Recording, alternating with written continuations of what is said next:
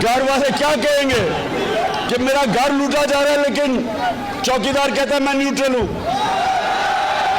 पाकिस्तान लूटा जा रहा है इस वक्त, हमारा मुल्क तबाही की तरफ जा रहा है, और जनाब वहां से कहते हैं जी हम तो न्यूट्रल हैं।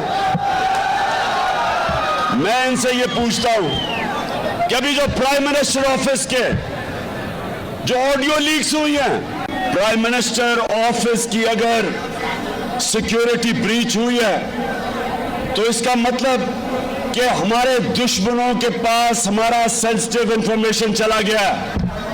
कौन जिम्मेदार है इसका?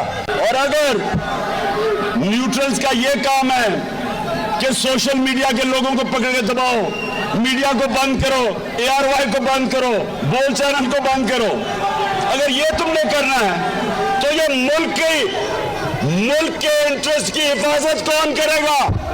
क्यों एडवर्ड्स कॉलेज बताओ, कौन करेगा? आप करोगे?